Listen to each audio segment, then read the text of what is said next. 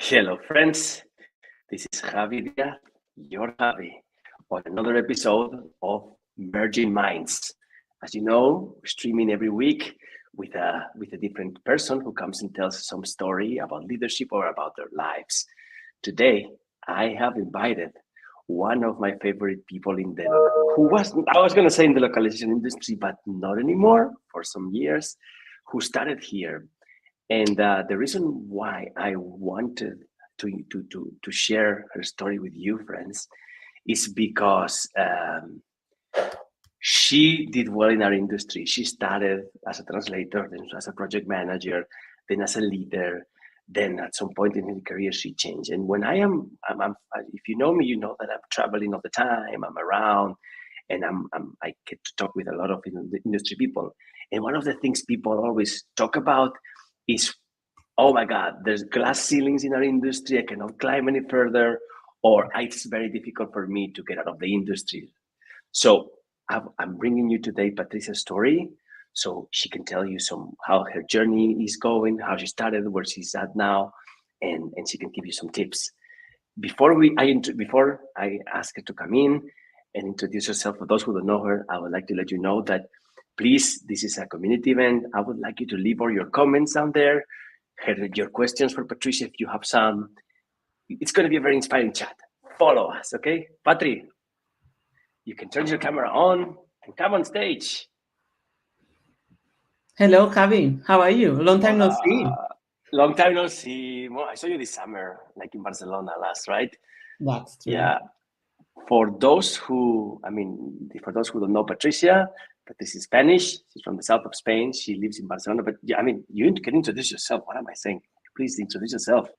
Okay, I will introduce myself. Hello, everyone. Nice to see you all. So my name is Patricia. I'm based in Barcelona, although I was born in Sevilla, in the south of Spain. Yeah, as Javi was mentioning, I started my career in the localization industry. I started working as a translator and a project manager in SDL. I know that it has now a new name, so you can imagine how old I am, more or less. And after that, I've been growing into different roles across, not only in the localization industry, but now in content design. I'm so happy to be with you all today, and hope you kind of learn a bit from my story, and it can help you tell your or grow your own story from here. Patrick, you are very inspiring. You are a very, very strong person, a very strong leader. And to me, always, apart from your friendship, I value all those things about you. And, I always can pick up the phone and call you and ask you things. And that to me is leadership, and that to me is friendship. So I thank you so much for being here. And I've been preparing a few questions to go through that journey of yours, right? And since the goal of Merging Minds is bringing leadership stories, I would like you to tell us how your story started. How did you start your career? Because we're going to go to the localization, but how did you start your career in the localization industry? Okay, how I started? Well, I studied translation and interpreting in the Granada University, studied German and English. And I started in SDL, as I mentioned, as a translator and as a project manager.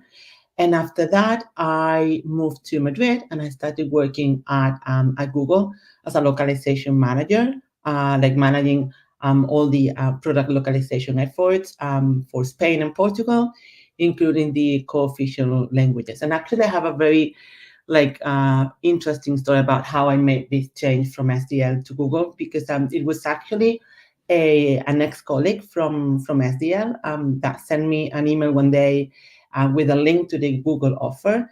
And she told me, this is going to be your next job. And honestly, when I got that email, I felt like, what are you talking about? I don't think that Google is going to hire me. I don't think, what can I give to the role, etc. But then she told me, well, you know what? You just update your CV and just send it through the website, and let's see what happens.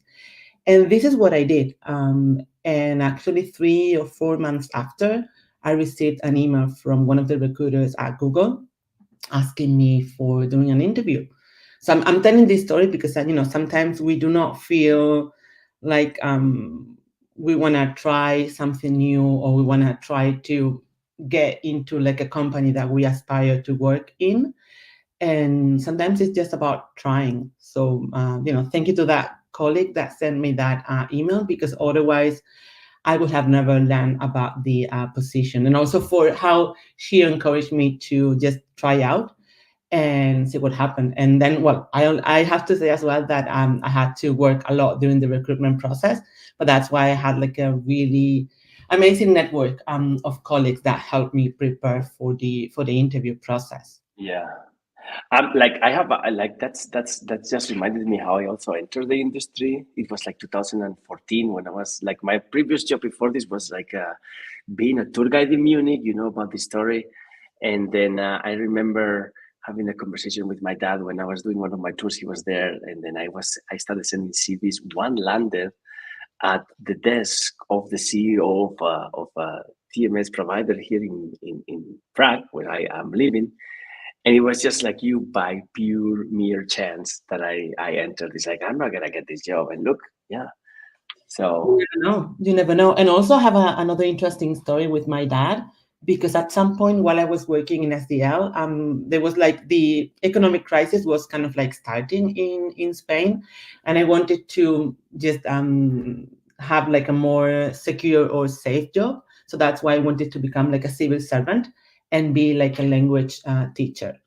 And when I told my dad about my idea, she was like, okay, so let me tell you as a professor, well, teacher, because he used to be a teacher, and as your dad, that you are not going to be good as a teacher. So please don't try that. So you're not going to happy in that job. And also he asked me like a really good question, like, why do you want to change? And when I answered that I wanted like security, he told me, well, you're only 25, 26. There's no security you can have at this point. If you were like 50, 60, etc., then you will be aiming for security or stability. But at your age, you just need to like continue, keep trying to reach like your dream job, and just continue working for it. And actually a year after, I got into Google. So yeah, so this wow, conversation with my dad was pretty a little bit harsh, I would say, but at the same time, very, very inspiring and helpful. nice. I had a couple of those too. I'm guessing all the friends joining here who are joining from Kenya, from several places in the world, from Greece, sending their messages here. I know that I'm sure they've had stories like this. I remember mine as well. So and well, like I know you. As I said, like when I met you already, like it was like 7 years ago, and I think you were already out of the industry. You're still involved with localization and other things. And what I liked about you is your leadership. You became a leader of teams in certain, let's say, short time. No, how long Well, did it take you to? when I was working at Google, I started managing a team of reviewers. They were freelancers working for like an external vendor, working for Google at the time. But this is how I got into leadership indirectly a little bit, because they were not my direct reports, but I learned a lot about leadership and team building, etc. Nice. It was when I moved to Barcelona only 10 years ago that I had like a team that was reporting into me. And this is when I really started learning about managing people and, I yeah, see. managing I a see. team. Very interesting. And then you got to be the head of localization at a very large multinational, traveling multinational there in Barcelona, correct? Yeah, so when I was working at Google, that's another funny story. I received one of these automated emails from LinkedIn, and in the title read "Jobs You May Like." And in the email, there was the link to the job description from eDreams, like my future role. And when I read it, I thought immediately, this is what I want to do now. This is what I want to do next. And I didn't tick kind of like all the boxes in the job description, but I said I just want to try. And this is how I just applied to the position, and I felt like very determined to like this is like the next job that I want to have. And it meant that I moved from just pure localization into localization and UX writing, because in that role, I was reporting to the chief product officer in eDreams Audio, Yeah. and was managing both the localization team and the content design teams. Okay. Oh, so it was again by chance, by trying, and yeah. Yeah, I think I came out of curiosity and just seeing this opportunity and saying, yeah, this is what I want to do next. I like what our friend Maria is saying about you. Hola, Maria. Hey, Maria. She's going from. She says like, "Hey, watching your interview inside Fun Smart. That's true. That's true. That's true." Actually, She's Maria was one of the first people from the localization industry that I met when I moved to Barcelona. And it was yeah. thanks to her that I joined Women in Localization, and I became later a chapter manager. So never Oh no. ever always like make the most of any interaction and any opportunity, because you never know, like what your network may bring So to you. true. That's so true. That's so true. That's so true. That's so true. Let me ask you another thing, Patri. At what point did you feel the need for a career transformation? Did you get tired? What factors played a role in that decision? Tell us.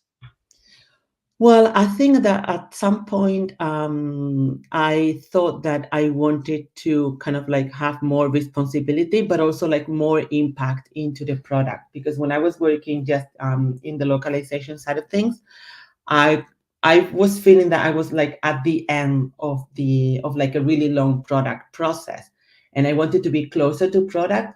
I wanted to be closer to the user experience, and I wanted to be closer to teams that were actually building the products. So that's why when I read the job description about the position at eDreams, it actually described what I really wanted to do. Actually, coming like earlier into the product development process. Okay. Very interesting. Very interesting. There's a question here from Mario, and I'd like to bring it up because you might be able to help him. He says he recently saw a friend asking about how to deal with the RCB for folks in different industries. And I know you hire constantly, and I'm sure you have an opinion on this. What is your view on having different CVs versus trying to create one CV as a jack of all made trades? I mean, I have like my master CV, but I always try to adapt the CV to the job offer that I'm aiming for. Like trying to see, okay, from the job description, what are the elements I can match with my skills or with my experience. So my recommendation is always try to personalize to CV according to the needs of the company, and that's something that I really value whenever I hire for profiles and new people in my team, because I really would like to understand how the experience or the knowledge or the skills from the person can match with what we need internally at my team. Mm-hmm. So tell us now, like I mean, I'm like going back to what I wanted to ask you, like that point of transformation. What triggered it? Like the need for change. Yeah, it was also the need for change. At some point, I felt that at Google, I will have to move to the US if I wanted to kind of like keep climbing the ladder, and I wasn't prepared for that. I really wanted to stay in Europe and in Spain as much as possible. So that's why, when I saw the opportunity to move to another company, even if it meant to move from Madrid to Barcelona, but that's why I kind of like took the opportunity, because that was like a way for me to balance my professional career and my personal life, because like this balance is really really important to me. Oh, okay. Living in Barcelona is always great, huh? You know. And I think the transitioning from the let's point from the localization industry to another industry to the next role. I think it can be daunting and challenging, and so people might be like, I don't know. How did you navigate those first challenges when you shift from localization to content design? Yeah, I was feeling terrified because there were many things that I didn't know about. But my mindset was very much like you. Okay, so there's many things that I don't know, and I want to learn, and I want to learn from you. Also, what I did when I moved to Barcelona was trying to find a professional network of people that are working in the content design field and industry, just to get to know other people, get to understand how they work, what their challenges are, what the opportunities are, and how can, from my perspective, how I can contribute to the craft as well. So building a community was really, really important because I was able to come as like a student, and my whole mindset was like, okay, I know that I need a lot to learn. If you can recommend me books to read or people to follow or articles to read, etc. So I was coming with like a very open mindset in a very curious mind, and with a lot of willingness to learn, because I have so much to learn from people working in UX design or UX research or even product management. So it was like working in eDreams. It was like going back to school for me. That's very interesting. And what do you think that ignited that passion for content design? Just because you were seeing it often at work, or what was it that really ignited the, hey, I want to go into that field? As soon as I joined the community, I was fascinated by the passion that people have about the discipline, about content design, and how much they share their knowledge and their experiences. That helped me a lot. How like brave people are to kind of like recognize like the failures they had or the achievements they came up with. So that was like the main thing that I really liked about the new discipline, and also the impact that it has in product. I think I mentioned that before, but to me, it was the most like the driver for me to move on to content design, being able to make an impact into the product and into the user experience and the users using the products, websites, or mobile apps. And there's something that we talk about all the time, and especially now in the new age of AI, where people are trying to change, readapt, refound themselves. It's about skills, Patri. Like now, human skills, like soft skills, what they were called. What I like to call them human skills are the most important, probably. Can you share with us some of the skills you honed during that transformation? What key competences help you thrive in the content design domain? Yeah, when like first thing I realized is that localization and content design have many things in common. Especially one of them is that both disciplines, they use words as the design materials for building user experiences. So on the one hand, content design creates the experience in the source language first, most of the time English, but this is changing because we are seeing a trend of content designers that are no longer based in the US and are no longer using English as their first language. And then and then the localization discipline coming as the discipline that connects and kind of like make the experience global. So that to me was like the first thing that brings these two disciplines together. In terms of skills, I would say that any soft skills is useful and is transferable to a new discipline.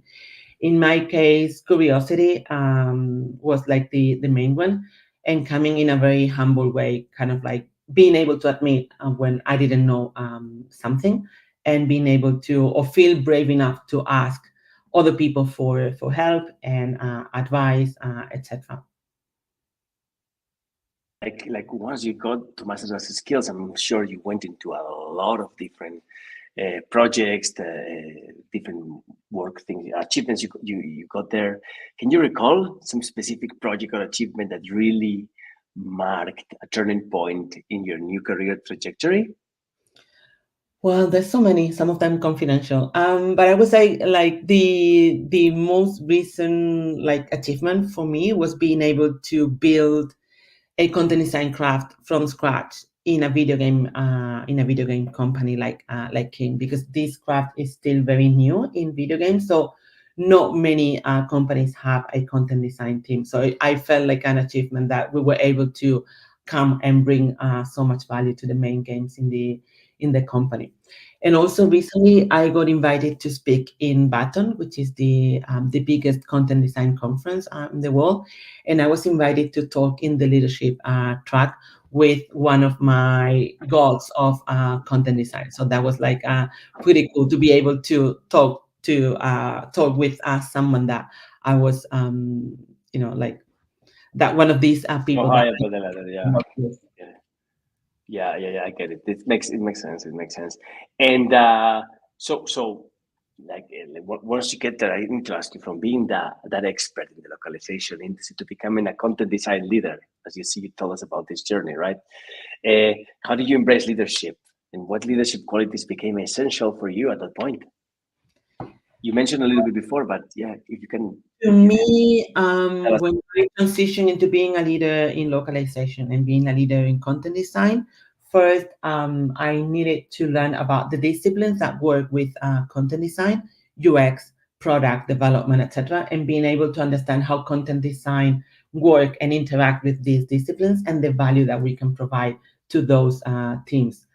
Another element was to understand the role of the content designer really well, and being able to not only understand the context, but also the challenges and the problems that sometimes the content designers face, so that I was able to not only like champion them and being like their cheerleader, but also support them in kind of like helping to have more visibility across teams, and help them to kind of also grow their self consciousness and self esteem, because content designers can be very perfectionist and they want to do like a great job, and sometimes they might feel that that is a very daunting job.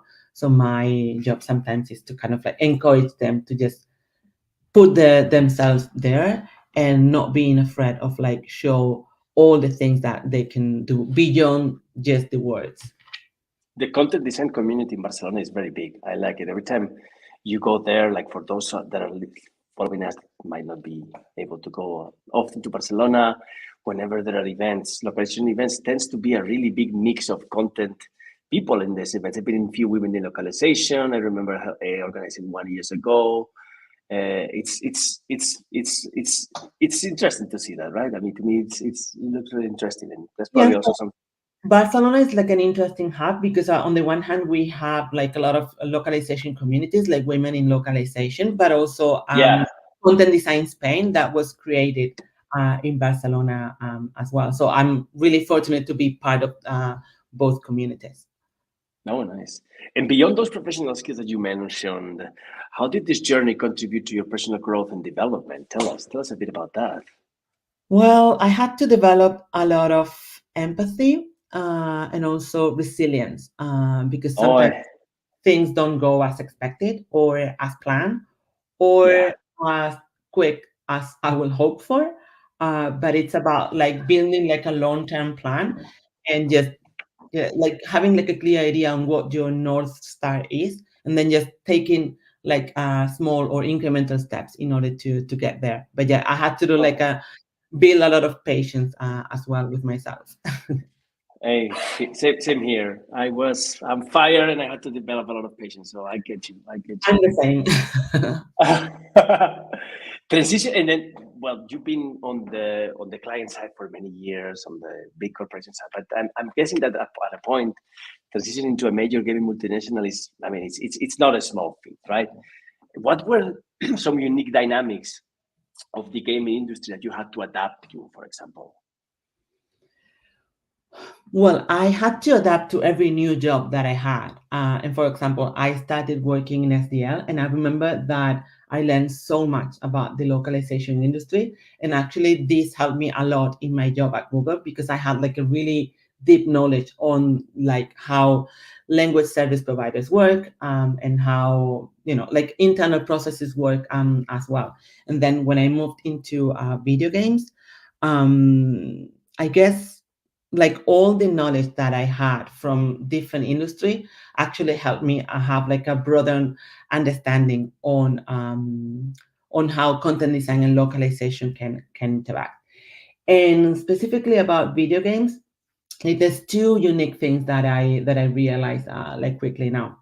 First one is that there are many more teams and different teams that I have not worked with, that I had to learn from and interact with. So that was like a really interesting exercise, being able to learn from narrative designers or game designers, etc. Like to me, they were like new roles that I hadn't worked with. So it was like a new world to me. And the second element was that video games have like a unique balance between technology and creativity. And it's fascinating how complex it is to build a video game. All right, all right. There's a beautiful question here that I think it makes a lot of sense to ask you. It's from Rodrigo Demetrio. How do you manage to adapt your confidence in expressing ideas during meetings when you're beginning a new position? I think that affects us all, right? Uh, Give us some tips on how you do this because, raising your voice by the first time, saying, hey, I'm here, consider us, consider how I'm working might be difficult. So, can you give us some tips on that? Well, this is an everyday job. So I'm still kind of like trying to build my confidence when I'm expressing ideas or even asking for headcount, which is like my favorite topic lately. But some tips. Well, make sure that you have like a solid rationale in when asking for the things that you want, and try to practice them with someone else. For example, in the case of like public speaking, it helped me a lot to practice with my colleagues and kind of like watch myself in seeing how I can improve my rhetoric, or how I can improve the way I communicate things, I communicate ideas, and how communicate with people. So there's not like magic recipe, but it's about like keep trying and trying, because you need to adapt to new people and new context. So sometimes it depends on the person that you have in front, that you have to adapt to their language and their context, and because and the motivations that they have as well when trying to convince people. So just think of the people that you have in front of you and try to adapt your message and your content as well. All right. Were there mentors that helped you, that played a crucial role in guiding you through that transformation to this precise topic we're talking about as well? Because I think we should dedicate an episode of Virgin Minds to mentorship as well. It's something that people talk a lot about, and there's some organizations out there in our industry have mentorship programs. Some friends I know here that are following us also help mentoring. But can you name your mentors? Can you talk about how mentoring impacted your development and how it led you to where you are now? There were so many. I cannot name just one or two, because there's different things that I've learned from different people. Yeah. There's a lot that I have learned from Maria, for example. There's a lot I have learned from Mario Ferrer, from the content design discipline, and many other people that they all kind of like came to my life to kind of like show me something, and they allowed me for me to learn something new. Even sometimes with a casual conversation or an informal discussion, there's always something I learn, even from my team members. Sometimes they are my mentors, because they show me things that I might not be aware of. So I always try to get like, or find an opportunity of kind of like trying to get mentored by someone else. All right. So another leader, another person that has mentors, the importance of mentorship, we like to stress it, and we like to stress it a lot in Emerging Minds. Hey, the other thing I thought of asking you, and like I know you as well. I follow your career. I am very proud of you as a friend. I always call you a mentor, because when I call you and ask you about my life problems and my stuff, you always have great advice to give. But this But is therapy. Our phone eh? calls are therapy sessions. Free, for free, actually. Exactly. Yeah, yeah, yeah, yeah, yeah. You actually were one of the people that recommended me starting therapy a couple of years ago. I remember that. Yeah, yeah, yeah, yeah. And we shouldn't be So, shy about saying out loud that we go oh to no, therapy, and that we seek professional help. oh no, no, no, no. I mean, that's for some reason that's still a bit more taboo here in Europe, but I have the feeling that in America it's more opening. It's more open to talk about that. It's like, hey, in therapy, I do this, I do that. I have that feeling still, right? Tell us about some of the achievements that have made you more proud of as a content design leader. Don't give us anything that is confidential. I will say working with my team because I enjoy so much, and also not only I enjoy working with them, but I'm so happy about their achievements that now I'm at this position that I'm happier from what they achieve that from what I achieve. And just also being feeling that I'm part of like their achievements is like a very rewarding feeling. A good girl. You're such a good person. I love it, Patri. That's so beautiful what you just said. That I really like it. This, look, Maria is confirming what we're saying here in terms of mentoring or coaching. Patricia is a powerhouse, and she spreads that around where she goes. That's true. I think the three of us should get together next time I'm in Barcelona. Huh? That's not going to be. That's not to me. Is not an option, right? And then you mentioned before one thing that you mentioned is that you had the opportunity to move outside of Spain to go to the States, and this makes me think a little bit about I mean, you had your reasons for staying here, which were a lot of like personal reasons as well. You maybe not want to be out of your family. You have a relationship far from your family. You probably have a relationship or whatever.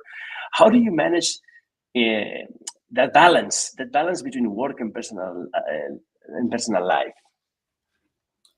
Well, I try to do well in my personal life. I try to do the things that I like as much as I can, and I found that this is like very important in order to kind of like balance my mindset and my motivation after work.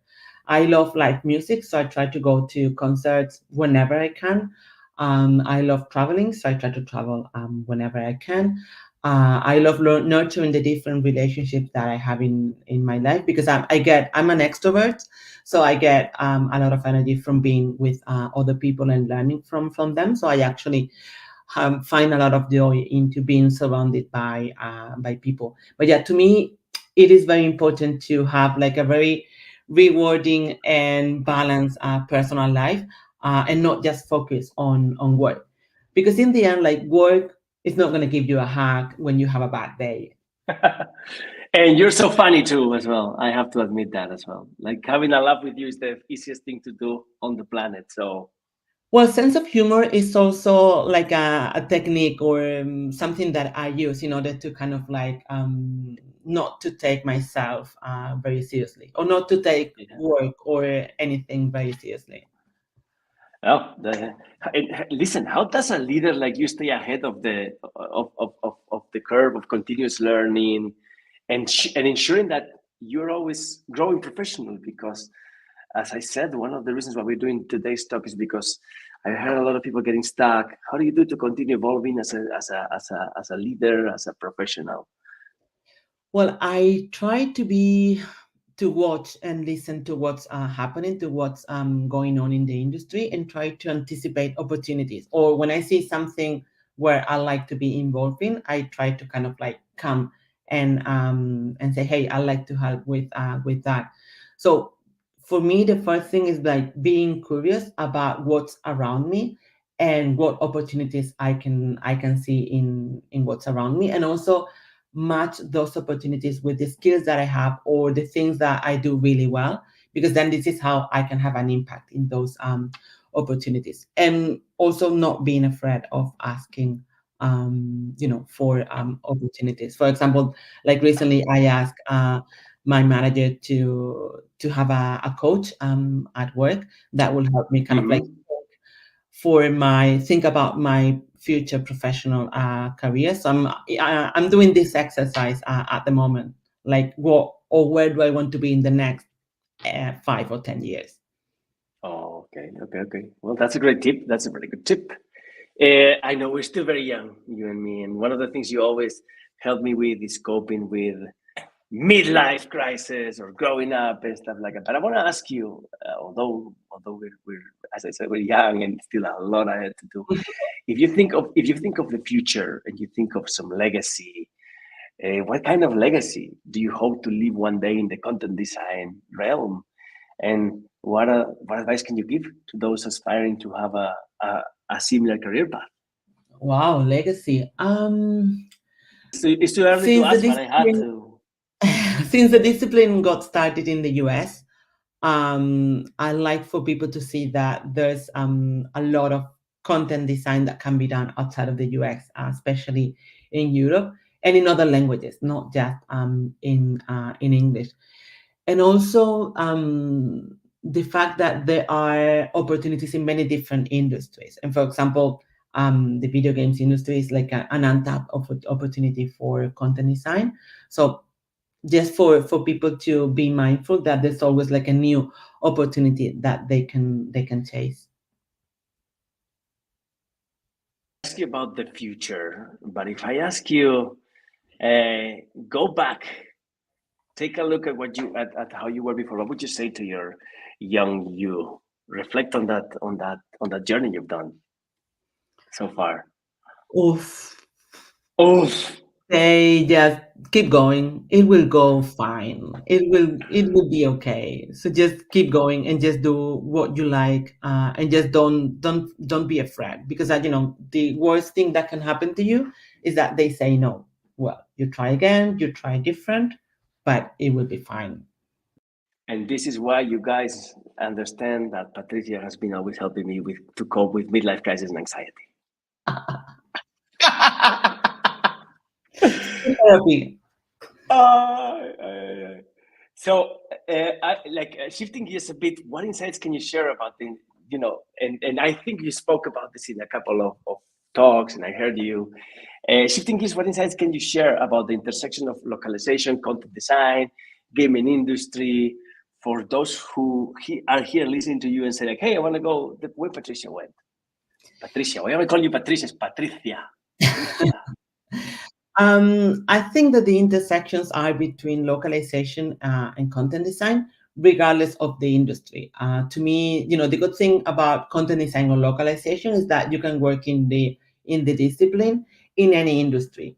It could be video games, it could be e-commerce, it could be any industry that you like.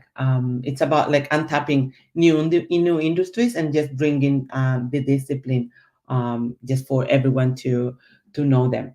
um and that's why I'm very passionate about finding the intersections and also the collaborations between localization and content design, because I think there's many kind of like career opportunities shifting from one discipline to the other.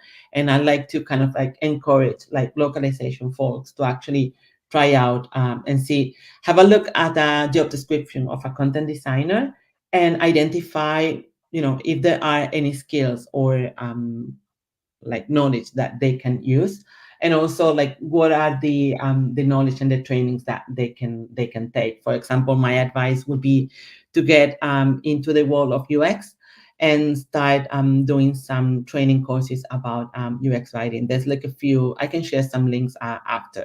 There's a lot of like training materials, a lot of books that you can start reading, and certifications that you can get. There's no like an official university degree for becoming a content designer, but there's a lot of like professional certifications and resources that anyone can use in order to get into the content design discipline. Yeah, I see. Thanks for that. What is next on your story, Patri?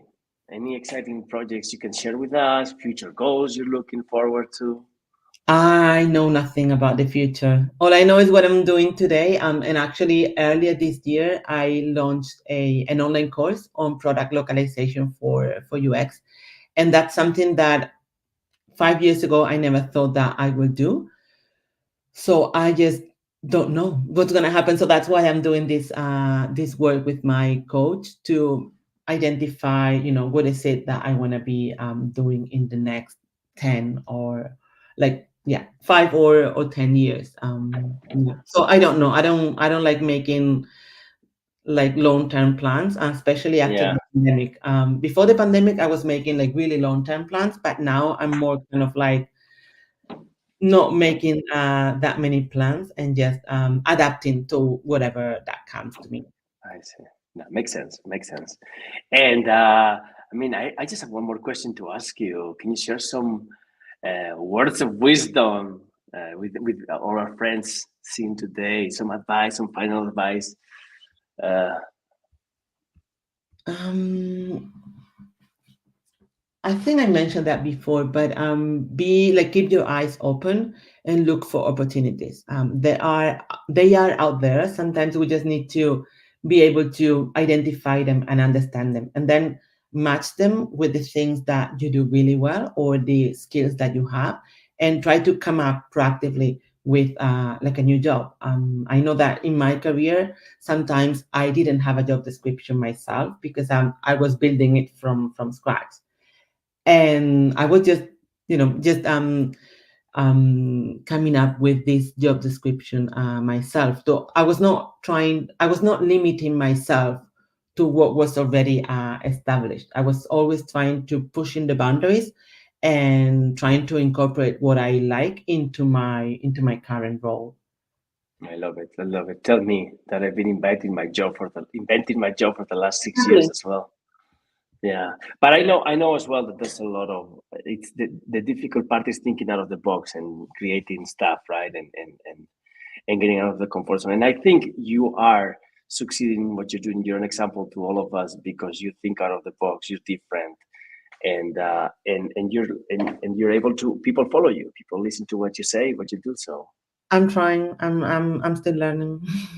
yeah. Well, continue that way, my friend. I don't have any more questions for you. So I'm super thankful. Thanks for this interview. I hope our friend. Well, no, sorry. Look. I want there's a one more question in the audience from Rodri again, and he likes your. He wants to see where he can enroll to the course that you've developed. So if you want to share it in the comments here, or we can put it in the link before. And he also has another. What certifications did you mention that are suitable for content design for content design? I'm just looking for the link, and I just added that in the chat, but I don't know if it's maybe in the Gosh. comments. Yeah. All right. Well, you can send it to me, and I'll put it here, and on the post that I did a couple hours ago, and also on this one. Patri, my dear, it's a pleasure to have you. Thank you. You're one of these people that when you speak, we need to listen. We need to listen to your examples, and follow your example. Thank you so much for the opportunity. And yeah, I'll be sharing the link. Yeah, I can see you Yeah, have there the you go. course, and Yeah, I can also share some links to content design certifications and books, resources. Yeah, yeah, anything for you sure. to Please do, please do, please do. Some folks here watching can say one day, maybe, hey, I want to go your way. So Yeah, why not? why not? Why not? Why not? And live in Barcelona also. That might be a good option as well. Bueno, Patri, besos muy grande. Muchas gracias por todo. Thank you so much. Thank you, Nos everyone. vemos. Thanks, everybody. Next week, we're having another episode with Minette Norman, the author of the famous book, Bold Inclusive Leader. And we're going to be having a great leadership discussion with her. Please join us. Bye bye. See you next week.